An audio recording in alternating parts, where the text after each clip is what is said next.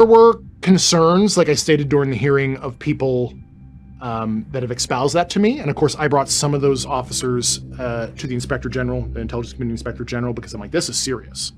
And I'm like, here's the law enforcement people you want to talk to, because I'm hands off. If that's true, you need to look into it. But the allegation was... yes, and then physical harm. How many of you guys actually believe that he is speaking the truth? 1, if yes. 2, if you think he's the government plan, though, because I know a lot of people are believing what he says, and a lot of people are like, nah, man, there's just, why now? Why now? Guys, like and subscribe if you're brand new. This is a channel. And I will say, well, I won't get into the everything. specifics because it's part of my open investigation, you know, besides the administrative stuff. Okay. And I don't know, it's an unknown entity to me. I do not know who did this, but their displeasure in me was made known in my personal life, and it, you know, it affected my wife and I had to report that to a certain counterintelligence element and a certain law enforcement element, because right before I filed my whistleblower complaint, you know, I felt that my life was in jeopardy, and that's what I was alluding to during the hearing. Because, you know, we'll just say, when you come home and you see something, you know, you made somebody unhappy, and to this day I don't know who it was. I don't think it was a foreign entity, but there is some element that I extremely angered, and I don't say that flippantly. I said it very seriously because I thought my life was in danger. You can't get into details because it's part of the investigation. It's part of the investigation. At some point, I'm happy to talk about. So this has to be his new interview, right? This gotta be his new interview where he's talking about it. But how long ago was this? Because we haven't had any official information, or, you know, he talked about all of that crap in, like, Congress, right? He presumably showed them the actual evidence and the photographs and crap like that, but we haven't seen those photos, though. Where are those photos? We need to see it. The public demand it. Like and subscribe if you agree. We need to see it. And when can we see it? And when is gonna be Congress Part 2? We are waiting for Part 2 right now, bro. We're waiting for Part 2. We need to see that Part 2 happen. These interviews are cool. And there's a lot that was said in this interview. People are saying in the comments, so let's keep publicly on. And also, as they say in the intelligence business, you don't acknowledge your tail. So I don't want to acknowledge some other things I've noticed that maybe but it sounds like supposed to be known. You believe you've been surveilled and threatened. Oh, 100%. It was obvious to me. And, you know, I mean, it was blatant, we'll just say, what I observed. And it was so concerning, I ended up reporting it to the authorities. And damn. And I asked my agency for certain protective measures. I can't get into that detail. Okay, what was concerning? Like the aliens, the UFOs, or these entities, which means aliens, obviously. What was so concerning, man? Or the technology that they're using? What does that mean to us, for us? We need to know the answers, man. We need to know the answers. It finally feels like the truth is within our grasp, but it's still far away. That's how it feels like. It feels like that we're not getting any closer. We're getting closer, but not any closer. That's how it's feeling like right now. But I was certainly petrified, and at the same time that those things were happening to me personally, they were happening at the same time to a certain other public figure that is known to the world, we'll just say, and another former intelligence officer near my home as well. Oh, damn. And it was some kind of planned multi-person intimidation activity that was very disturbing, and I'll just leave it at that. But so I'm not doing this for fun. I'm serious. I'm doing this interview because this is protective for me. I don't want to be anonymous. Of course. So I'm not here for attention. Dude, in this aspect, I would just say leak everything, though. Leak everything.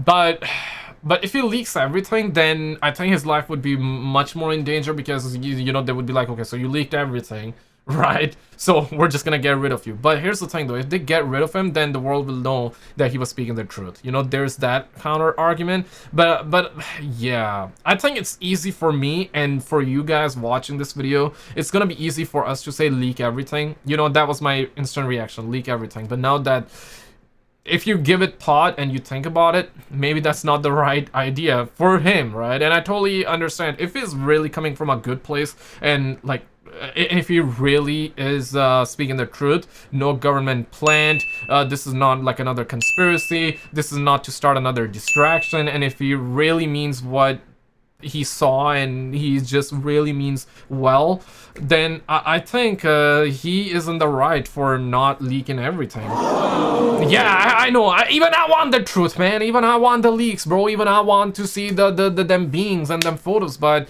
at what cost, right? Like I rather he lives long and gives us information or makes it so we get official information from the authorities and the government. But again, you know, it doesn't ring well to me when I say official information from the government, because the government will never tell us the truth. So there's that. This is a nightmare to even be public. Right. You know, I'm used to working in a vault and briefing generals. This is not me. I'm not a public communicator, although I'm trying. And that's why I'm doing it. You're a very good communicator. Well, I appreciate it. But this is a serious subject with serious consequences, and I suffered a lot of serious consequences. So as you know, you've totally convinced me of your sincerity. There was a lot of whispering about your motives. This is an op. Why now? Why are we learning all this now? People think that I'm a part of some CIA psyop or something like that. First of all, yeah, I've never signed any kind of paperwork to be a part of an operation in that regard. Unfortunately, there isn't a plan. I'm not a part of a plan. And here's the thing, right? Like, man, it must be like very, very, what's the right word? Heartbreaking, not necessarily, but there's another word. He must be feeling that if he's really speaking the truth and this is like real, like real shit, he must be feeling that anger within him that like, man, I'm doing this much and trying to reveal this information, but people don't want to believe me no more. So I can understand that, but that is only if you're speaking the truth. But again, though, you know, people are gonna criticize, though, and rightfully so. This is how we, you know, you don't want to be a sheep. You don't want to believe everything. Obviously, I'm a believer. I do believe stuff exists. We cannot just be the only one when you have like, this is only one Milky Way. This is only one galaxy, and within this galaxy we have billions of stars, billions of planets, and Milky Way is just one galaxy. We got billions of galaxies like that, and we don't even know what's after that, because there's only visible what's the term? I don't know the term, but those of you that are space enthusiasts, you know what I'm talking about, right? Like, there's a visible area, and within that we can see billions of galaxies, and even in all the galaxies there are billions of stars. And outside of the visible area, we just don't even know what's out there. We just don't know. It's just so big, we just cannot comprehend. So logically speaking, we just cannot be the only one. You feel what I'm saying? So yeah, but it's good to criticize, it's good to ask questions, because in all reality, I like what he's saying, but the only reason I like what he's saying is because I'm a believer. Now, if we attack this from the perspective of somebody that's not a believer, they're gonna have a different take altogether, and I think that's healthy for a good discussion. I believe it, that's why I like what he has to say. What about somebody that's not a believer, right? They're probably gonna be like, bro, show me the proof, right? Show me the actual proof, not like AI generated, not like Photoshop generated. And that's good for everybody, good for believers like me, because in that way we're gonna know whether this guy is actually speaking the truth or he's a full of she guy. You know what I mean? I think it's good to ask questions. I ended up becoming a leader of a faction of you know, former government officials and current government officials that would like change in a legal way. And, you know, I encourage, if there are people watching that have participated in those programs, there are multiple legal avenues, such as going to the Aero office, going through the ICIG like I did, Intelligence Community Inspector General, or another cognizant Inspectors General, to legally provide this information. And there are also illegal but morally defensible avenues, like coming on this show, and I'd be delighted to host anyone who wants to tell the truth about what he's seen. And there's no justification for hiding this. That's my evaluation, so I'd be happy to to take that risk. Yeah, W man.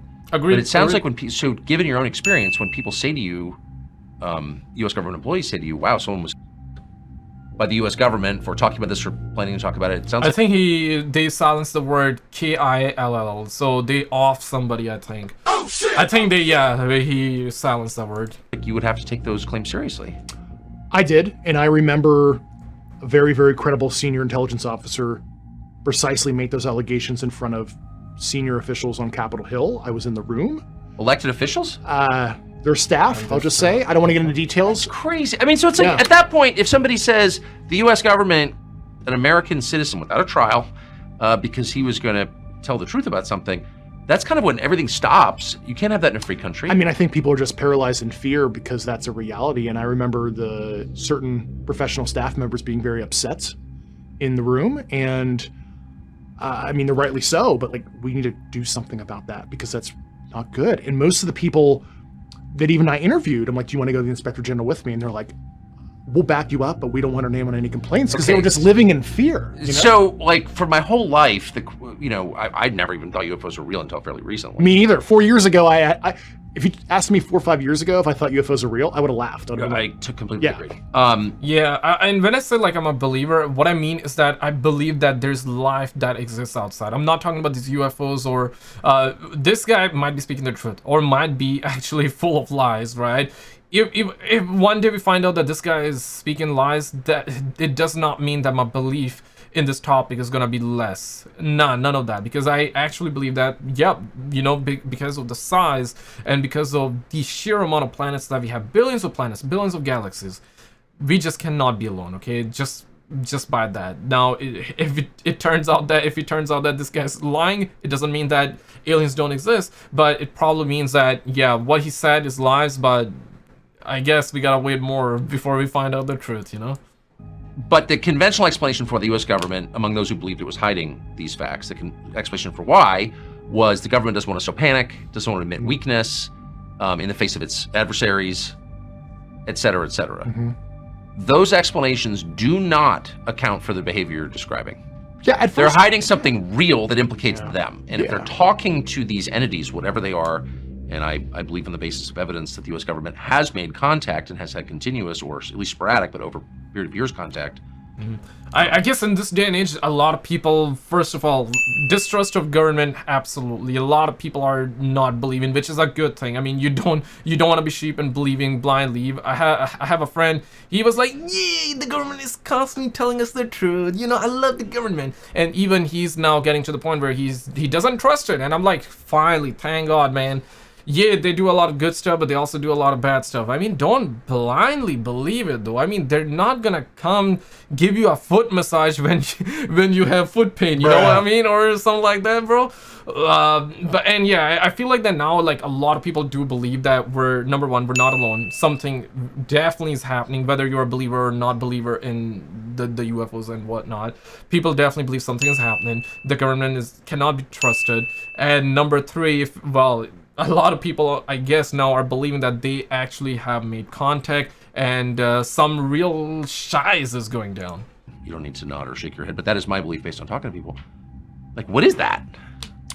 Yeah, if there's certainly, a relationship that was cultivated with non-human intelligences, hypothetically, I guess, to play off of what you just said, good or bad, it's almost like that's nature, that's life, yin and yang of the universe. If there's malevolent non-human intelligences, okay, well, that's a fact of life. You don't hide it. Because what if the U.S. populace needs to be prepared for something someday? Well, hypothetically. And it's also not their I mean, that's actually a very good thought. I would say Dr. Stephen Greer is, if you guys know, right? I'll just simplify this, okay? Dr. Stephen Greer has been about this topic for ages and for years. He also wanted disclosure. He wanted the public to know the truth. He also has been, from me following him throughout the years, what I found out is that according to Dr. Stephen Greer, these entities, these aliens are actually good. They're not here to hurt us. They're not here to harm us. That's the message he is making. Now, personally, I do believe in that slightly because, hey, so far we haven't been attacked. At least not all of us. Maybe some have. I'm not sure. But most of us not attacked.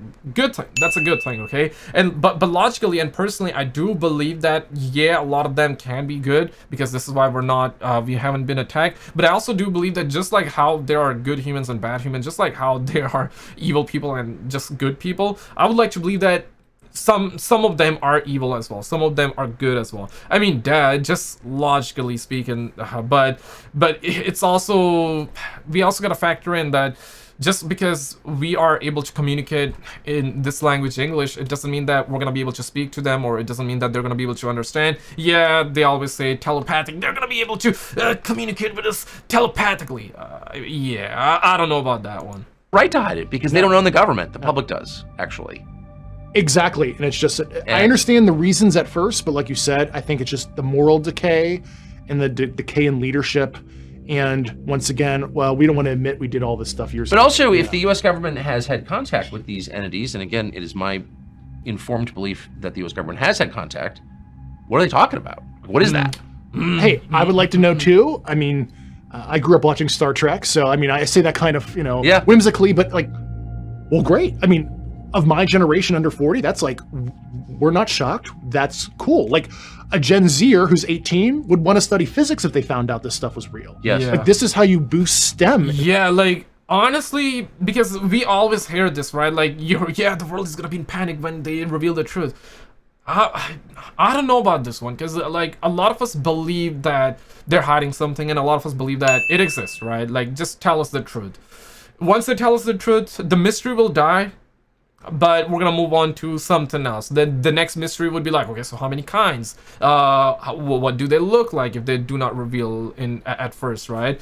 And if they just verbally tell us, yeah, they're real, we make contact, this and that. You know what I mean? The mystery will die, but then there will be new questions that will lead to more mysteries. And a lot of people would be very, very much interested in the topic once again. And, a lot of people, like he said, would love to learn more about it, like physics. I mean, that's just one example he gave, but you get the point, right? But also, I do believe that some would be in panic. There's no need for that, but some probably would be. I think the only way I can see people actually panic over this situation is if they actually attack us, right? Then I think even the believers would be in panic. Everybody would be like, oh my God, it's happening, oh my God. But a lot of people would also be like, hey man, that's like the government, Project Blue Beam, that's Project Blue Beam, that's not real. Stay woke, stay awake. And woke is a bad word nowadays, so stay awake, stay awake, stay awake, king, stay awake, man. Stay awake, queens. You know what I mean? This country, for goodness sakes. I mean, this is like the most exciting, yes, a little scary, but overall it's exciting. I mean, nothing's happened. We're still living. I'm able to talk about this and nothing's happening, to the world, if you will. So I think it's exciting for young people, and I think it's the right time to do this. Agreed. Going back in history, I mean, there are all sorts of mysteries about history that we, just can't explain even now. Mm-hmm. But it sounds like it would not be surprising to learn that people 3,000 years ago had contact with these. Yeah, I mean, you look at the works of Jacques Vallée, a Right. famous researcher. His character was portrayed as the French character in Close Encounters of the Third Kind by Steven Spielberg. That guy exists. His name is Jacques Vallée, and he has a PhD, and he's a smart scientist, but looked at this, and there's a couple books, like Passport to Mongolia and some other stuff, I'm probably butchering the name, where he looked into antiquity, this phenomenon. So when people say, oh, it's probably adversarial technology, etc., we've been seeing the same stuff since antiquity. And this should also potentially enforce stories in theological texts, say the Bible or whatever, that people actually saw. Ezekiel's wheels, as Right. Tim Burchett has espoused publicly. Okay, I don't know about like these people that he's mentioning, but the thought that I'm having right now is he's kind of true in that aspect, because there have been so many like thousands and thousands of year old paintings. There have been so many of those paintings, images, drawings where we see stuff flying in the sky, actual UFOs. So that tells me that like some people must have made contact and seen them in the sky long enough, and at least to the point, or close enough at least to the point where they're able to detail that out throughout their drawings, right? Maybe that actually happened. Now, unfortunately, you're bursting maybe a worldview or a bubble for some people, but it actually ultimately it might enforce people's belief systems, because stories in the religious text weren't fable, allegory, or whatever. They happened. And I'm not saying all of them did, but there might be evidence if we were openly and honestly studying the subject in more detail. Amazing. Last question, small question, but there's clearly some connection between nuclear weapons, nuclear energy, and the sightings of these things. I mean, they've been seen around U.S. military installations with nuclear. So what is that? Yeah, you wonder if the nuclear testing was almost like a beacon. Anybody observing from far distance is like, whoa, the monkey has discovered 10 to the 6 tons of TNT energy extraction. They're close. Maybe they're only an order of magnitude away of energy extraction to develop technology that maybe they have, hypothetically. Right. And it might have been just like a lighthouse. We turned it on, and now they became more interested. And it might be also a symptom of what we call collection bias, where modern society, we were more calibrated to look for that kind of stuff because there was like sci-fi movies in the 30s and 40s, and maybe people were looking up more maybe. But certainly there is some kind of nuclear connection. What does it mean? I don't know. They're obviously performing Yeah, the thing is that we did hear that they actually shut down a lot of the nuclear plants. And the testing areas, and that was a story that we heard a while ago. Yeah, man, it is crazy. But when are we gonna know the truth? When are we gonna find the truth? Guys, click on this video on the screen. This recently just happened. We had a ton of UFO sightings, and some of them are looking very, very jarring. Click on it, and I will see you right there.